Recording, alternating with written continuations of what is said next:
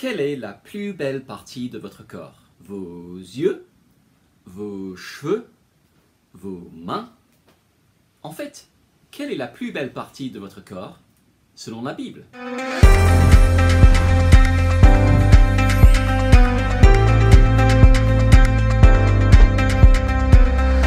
Dans Romains chapitre 10, Paul démontre que la bonne nouvelle de Jésus est l'accomplissement du plan de Dieu pour le monde entier, Israël et les nations. Toute personne qui fera appel au nom du Seigneur sera sauvée, dit-il au verset 13. Mais pour que ce plan puisse s'accomplir, il y a des conditions. Romains 10, versets 14 à 17. Mais comment donc feront-ils appel à celui en qui ils n'ont pas cru? Et comment croiront-ils en celui dont ils n'ont pas entendu parler? Et comment entendront-ils parler de lui si personne ne l'annonce? Et comment l'annoncera-t-on si personne n'est envoyé? Comme il est écrit, qu'ils sont beaux les pieds de ceux qui annoncent de bonnes nouvelles. Mais tous n'ont pas obéi à la bonne nouvelle. En effet, Ésaïe dit, « Seigneur, qui a cru à notre prédication ?» Ainsi la foi vient de ce qu'on entend, et ce qu'on entend vient de la parole de Dieu. Paul liste les conditions pour l'accomplissement du plan de Dieu. Le salut nécessite la foi. La foi nécessite l'écoute. L'écoute nécessite l'annonce. Et l'annonce nécessite l'envoi. Et Paul pensait d'abord au rôle qui serait joué par l'Église de Rome pour l'envoyer, lui, annoncer la bonne nouvelle en Espagne. Mais il pensait aussi à l'obligation de toute l'Église chrétienne d'envoyer des personnes à annoncer la bonne nouvelle dans toute la terre.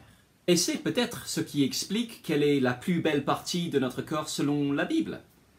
Étant donné la nécessité de croire en un message, on pourrait s'attendre à ce que la plus belle partie du corps soit la bouche. Après tout, la foi vient de ce qu'on entend. Ce qu'on entend vient de la parole de Dieu, et c'est par la bouche qu'on annonce la parole de Dieu. Mais la Bible dit autre chose. La plus belle partie du corps, c'est en fait les pieds. Pour l'apôtre Paul, la bonne nouvelle doit non seulement être prêchée, elle doit être prêchée partout. Partout où nos pieds peuvent nous emmener. C'est pourquoi, à l'église Connexion, on se réjouit d'accueillir une équipe venue de l'étranger, de la Belgique, pour une semaine d'évangélisation pendant le mois de mars. C'est pourquoi on se réjouit de partir au contact des Parisiens, eux originaires d'un grand nombre de nations et d'arrière-plans. Et vous, où vous emmèneront vos pieds?